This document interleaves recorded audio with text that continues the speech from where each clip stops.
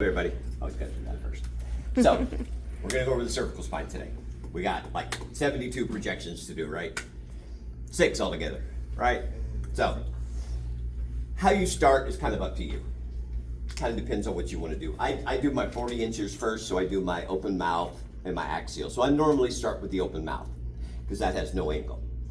Then I add the angle for the axial, the obliques, and then I take it off for the lateral. So, the order you go in can be completely up to you. Doesn't really matter.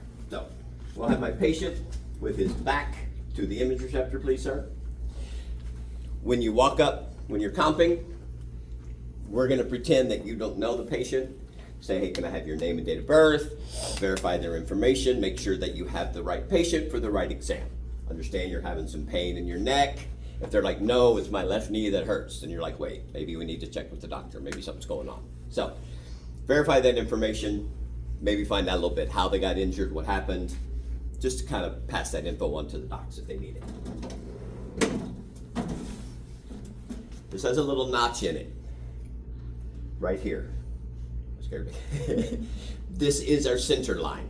This one does not have a line across. If you notice, the one on that side does. I wish this one did. I'm tempted to take a Sharpie and fix it, but I think I get in trouble. So, open mouth, we're going to start with. What is our SID? 40 inches, SID. Can this one be done on the table as well? Yes. It could. It could. Is it as easy in my opinion? No. It's a little bit more pain in the rear. So, I'm just going to have the patient stand. Normally, watch your eyes. I don't want to blind them. I'm going to close my collimation up because we don't need much. And I'm going to go ahead and get it right at the lips line.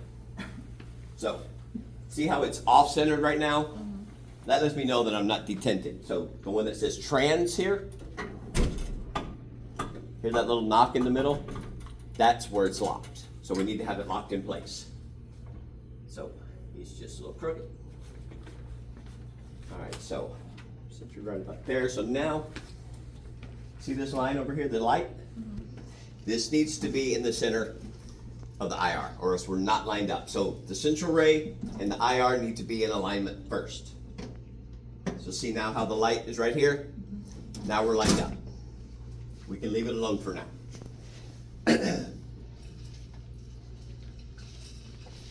Almost matches. So, I'm going to find his occipital bone. It's right there. Mastoid tip is also right here. So see my hand, y'all are going to have trouble seeing, sorry if I must mess up your mustache as well. But I'm going to make a line from there to the lip. So we're going to bring your head down. See how that line that my hand makes is even with his upper lip? So I'm going to have you open your mouth wide as you can, like you're taking a bite of a big old cheeseburger. I'm going to place a right marker right behind his head because that is his right side. Now, I have to lower this a little bit. We're going to move quickly now because the patient already has their mouth open and it's not super comfortable. So I have those two structures lined up.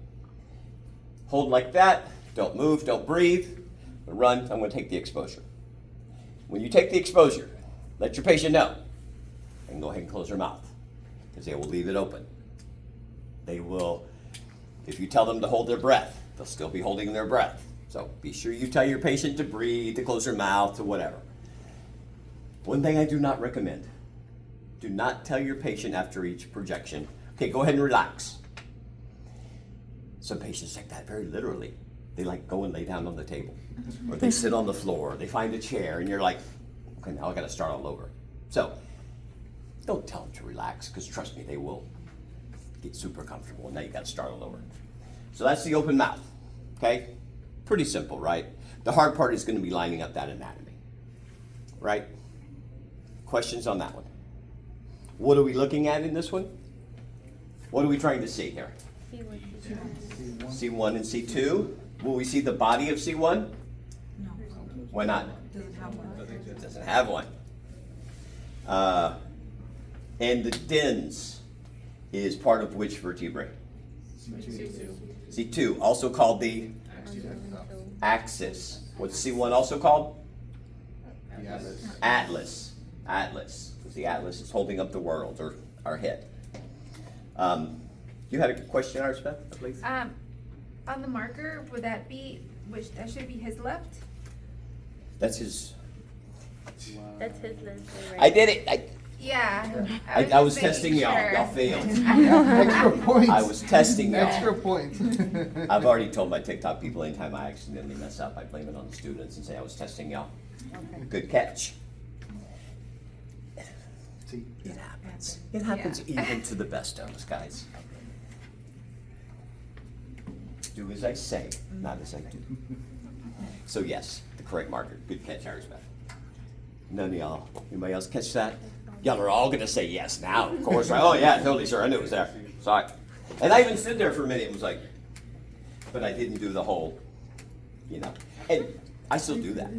Yeah, I still do that occasionally. So yeah, don't feel bad. All right. So next we have AP axial. You're probably wondering, why did I raise this up so high? Well, because I need to see what my angle is. So, is it easier for me to bend down and look, or to get it to my eye level? Get it to my eye level. Same thing for you people of shorter stature. Get it to your eye level. So 15 degrees is going to be the big line between 90 and 120. So I have 15-degree angle. My patients stay where they were. I still have the correct marker on him.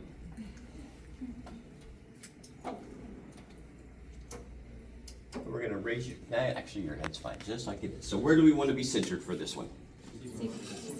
C4. How do we find C4? Adam's apple. Adam's apple, more or less, yeah. swallow too. Yeah, you can have the patient swallow, see where it is. The middle of the neck is basically what we're looking for. We're going to collimate to about the lip line down to roughly jugular notch area. Now I added an angle.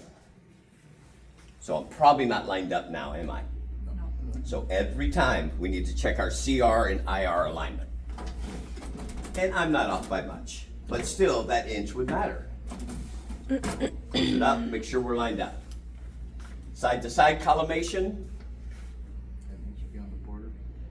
about an inch of light. And this collimator is not exactly even, so it might show a little bit more light on one side than the other. Your marker, whether you use left or right is up to you.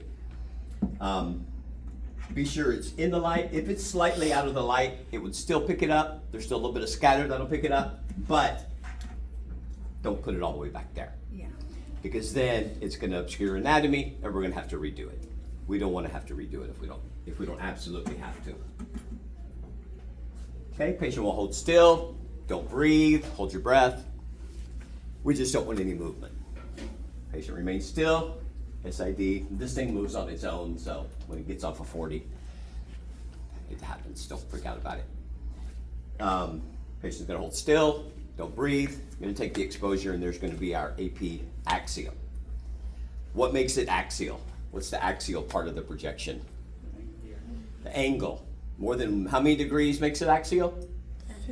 10. More than 10. More than 10.